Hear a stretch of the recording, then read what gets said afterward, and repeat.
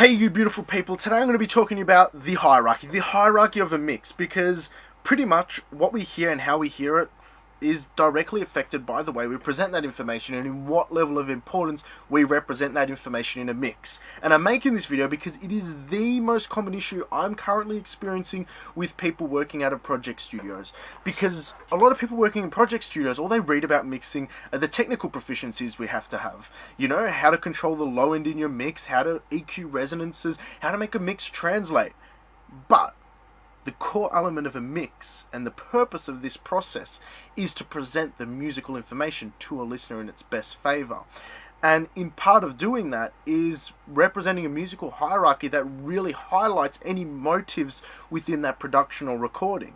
And people are missing that. And I'm making this video because it's so damn important. So let me give you an example. Often I get two forms of really bad hierarchies in a mix.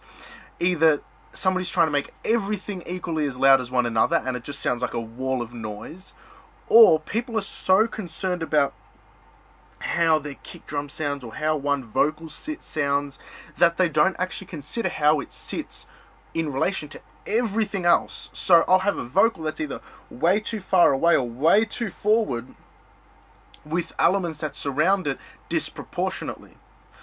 So technique I use in order to combat this or establish a really good hierarchy from the start of a mix, or workshop my clients who I do mastering work for so they can present me with a mix that works really well, is I set out a timeline. So in Pro Tools I have the markers and I put down the markers of the intro, pre-chorus, chorus, verses, all that. And then in the notes, I write down the key elements that are driving each of those sections and the key elements which provide transition between each of those sections. So that way I can create a basis and actually have an objective understanding of what has to work within that mix and what has to be presented to a listener in order for that mix to sound the best it possibly can musically.